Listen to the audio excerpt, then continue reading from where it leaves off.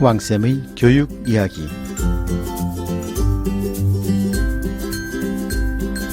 안녕하세요. 왕쌤 한한근입니다. 서울대에서 또 한 번 뉴스를 만들었습니다.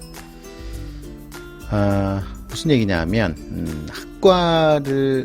학과별로 고등학교 때 꼭 들어야 할 과목을 지정을 한다고 합니다.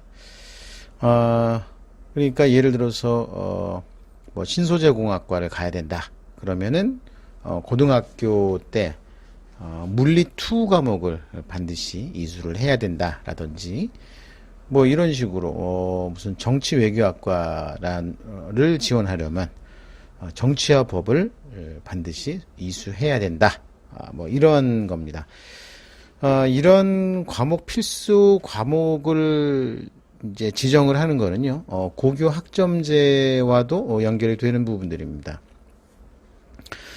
지금까지는 그냥 학생들이 대략적으로 생각을 해서 내가 어떤 전공을 하려면 어떤 과목을 이수해야 되는지 대략적으로 판단을 하거나 또는 서울대에서 이미 학과별로 이제 필요한 과목을 이미 그 학과 안내 형식으로 해서 공지를 해놨습니다. 저희 방송에서도 알려드렸는데요.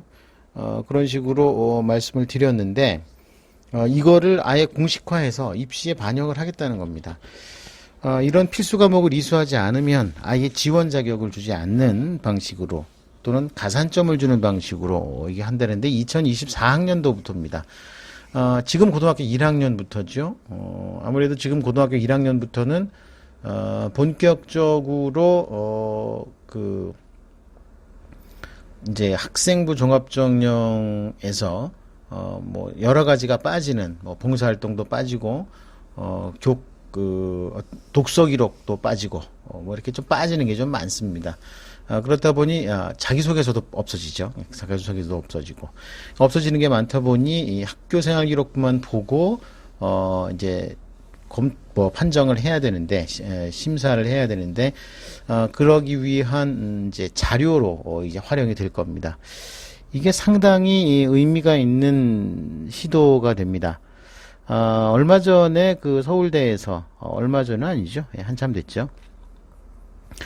서울대에서 수능 전형의 교과 평가를 좀 넣겠다라고 해서 막 헌법 소원도 들어가고 한바탕 난리법석이 떨어졌죠. 무슨 뭐 정시 전형에 뭐 교과 평가를 넣는 거는 뭐 잘못됐다. 뭐 위헌이다. 말도 안 되는. 그게 뭐 위헌이에요, 위헌은. 정시 전형의 그 핵심적인 의미는 국가에서 정한 날짜에 입시를 치르는 겁니다. 그런데 뭐 거기다가 뭐 어쨌든 그런 것처럼 서울대가 의미 있는 화두를 그 고등학교와 입시에 던져 놓은 겁니다.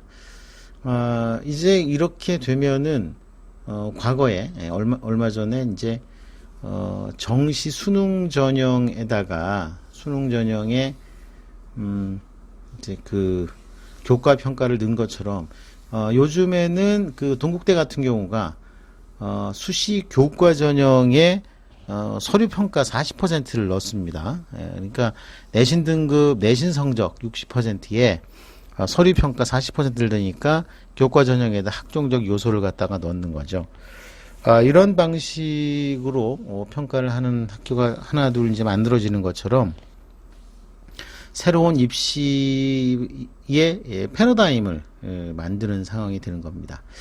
자, 일단 그 서울대가 이런 식으로 이슈를 만들면 이제 전체 대학에 영향을 주기 때문에 상당히 의미 있는 시도라고 할 수가 있는데, 자, 이런 부분들이 앞으로 다른 대학들에서 어떻게 받아갈지. 근데 이제 2024학년도부터 지금 고등학교 1학년부터니까요. 나름 다른 대학들도 이런 부분들을 상당수 자기화해서 만들어 놓을 것 같다는 그런 생각이 듭니다. 서울대가 참 그렇죠. 뭐 심지어는 뭐 연예인을 해도 뭐 연기자를 하거나 가수를 해도 서울대 나오면 서울대 출신 가수라는 뭐 이런 우리 좀 그렇죠? 예.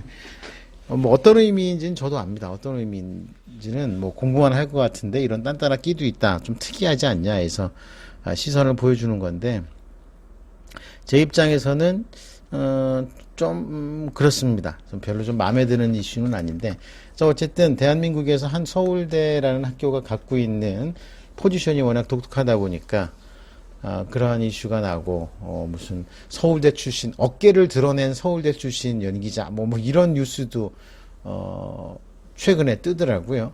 아니 무슨 뭐 서울대 나온 연기자가 어깨를 드러내면 어깨를 그냥 드러내는 것이 무슨 서울대 출신인데 어깨를 드러냈다 이게 그렇습니다. 자 그런데 그런 서울대에서 이제 하루가 다르게 새롭고 재미있는 이슈를 만들어내서 저도 참 신기하다 생각을 하고 있습니다.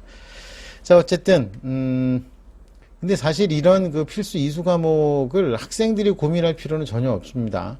학교 선생님들이 지정을 해줍니다. 그러니까 무슨 전공을 할 사람들은 이 과목을 갖다 듣는 게 좋지라고 이렇게 하면서 말씀을 드리는데 이제 고등학교에도 교육 과정에 좀 영향을 미치는 게 지금까지는요 학생들이 필요한 교육 과정을 학교에서 만드는 게 아니라 학교에 계시는 선생님들이 할 수 있는 과목을 개설을 했습니다. 솔직히 아직까지는 게 사실이에요. 지금 그 고교 학점제 선도학교라 그러죠. 고교 학점제를 갖다가 이제 임시로 먼저 치르고 있는 진행하고 있는 그런 학교들에서 보면은요, 참 지금 말씀드린 것처럼 학생들이 원하는 과목을 선생님들이 개설해주기보다 선생님들이 전공한 분야에 맞춰서 이제 과목들이 개설이 되는 그래서 뭐 전혀 뜬금없는 과목들이 개설이 돼가지고 그 과목들을 신청한 학생들을 채우려고 좀 이상한 일들이 막 벌어지고 막 그런 모습들이 있는데 자 어쨌든 이런 상황들이 계속해서 벌어지니까 이게 참 어렵습니다.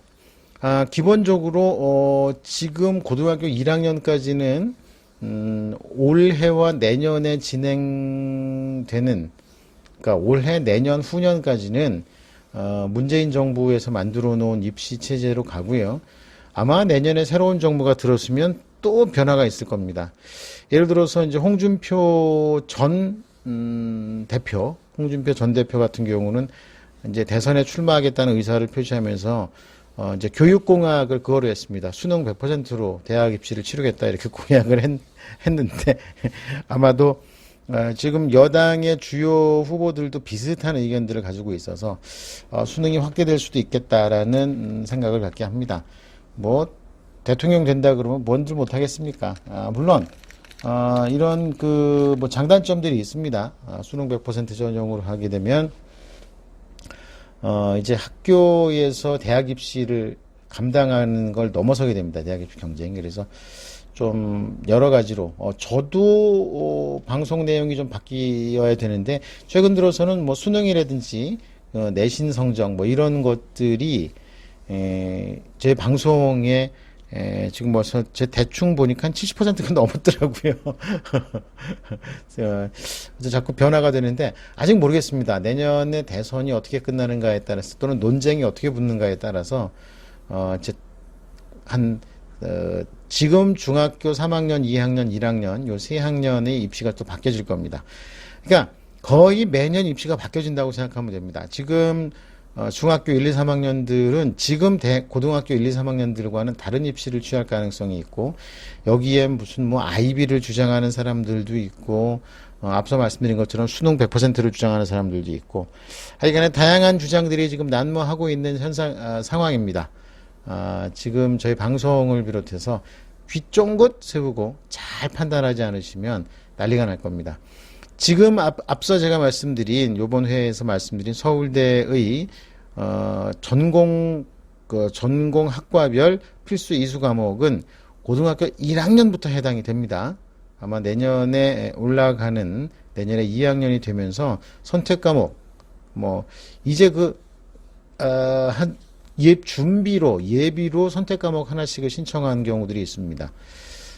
그렇게 되면은 좀 상황들이 좀 달라질 수가 있으니까 그런 점은 좀 잘 뭐 한번 지켜봐야 되는 그런 상황이라는 거. 자, 고등학교 1학년 입시에서 다소 변화가 있을 수 있습니다. 서울대 발표 때문입니다.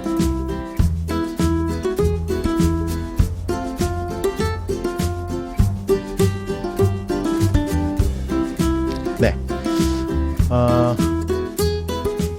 올해 2022학년도 수시 전형이 진행 중이죠. 근데 참 전공 선택하기가 힘듭니다. 날이 갈수록 전공을 선택 못했다는 학생들이 늘어나고 있는데, 제가 학생들 상담을 하다 보면 어떤 학과를 지원을 하면은 장래 미래적으로 좀 전망이 있을 거냐, 이제 이런 질문을 되게 많이 받습니다. 그럼 제가 항상 그 융합학과를 선택을 하라고 합니다. 이게 사회적인 시스템이 그렇게 됩니다. 자꾸 융합을 하는 그런 시스템이 되고 있습니다. 지금 상위 15개대 기준으로 해서 베리타스 알파 교육 입시 언론사죠. 여기서 지금 정리를 해본 거 보면 상위 15개대의 융합 전공이 52개 모집 단위에서 1,538명을 모집을 합니다. 4차 혁명 산업 관련 산업과 기존 학문이 결합되는 이제 전공을 융합 전공이라고 하는데 1,538명을 모집을 합니다. 근데 이거는 이제 학과의 이름이 융합이란 이름이 들어가거나 했을 경우에 지금 그 선택을 하는 건데요. 건국대 KU 융합기술원이라고 있고요. 되게 많습니다. 건국대는 융합의 이름을 둔 234명, 인하대 196명입니다. 첨단 소프트웨어 융합학부입니다. 이 소프트웨어 융합학부에 인공지능, 데이터 사이언스, 컴퓨터공학, 스마트 모빌리티, 디자인, 테크놀로지 뭐 이런 것들을 합니다. 디자인에다가 테크놀로지를 갖다 붙여놓은 겁니다. 숙명여대가 155명인데 IT 전공, 전자공학 전공, 응용물리학, 소프트웨어 융합, 이화여대 152명, 신산업 융합, 의류산업, 국제사무, 융합 콘텐츠, 식품영양, 융합 보건 이거를 다 합친 대학이 있습니다. 그 다음에 AI 융합, 그다음 항공기대 89명, 융합 일본 지역학부, 융합 인재학부, 서강대 84명, 지식융합 미디어학부, 신문방송 미디어 앤 엔터테인먼트 글로벌 항과 아트 앤 테크놀로지, 한양대 81명 모집합니다. 융합전자학부고요. 고려대 74명, 글로벌 한국융합학부, 보건환경융합과학부, 동국대 74명인데 융합 에너지 신소재공학, AI 융합, 중앙대 70명입니다. 융합공학부, 성균관대 50명, 글로벌 융합학부, 경희대 29명입니다. 소프트웨어 융합학과 29명, 서울시립대 21명입니다. 융합전공학부 뭐 이렇게 뽑는답니다. 자, 그런데 질문이 가장 많은 질문이 나오니까 도대체 융합학부는 뭘 배우는데요? 라고 이야기를 합니다. 근데 솔직히 말씀드리면은요, 이름은 융합이긴 한데 아직 이게 명확하게 학과들마다 개념 정리가 안 된 경우들도 상당히 많습니다. 그러니까 그냥 그러려니 하면 됩니다. 다시 말해서 지금 그 소프트웨어 융합학과는요, 소프트웨어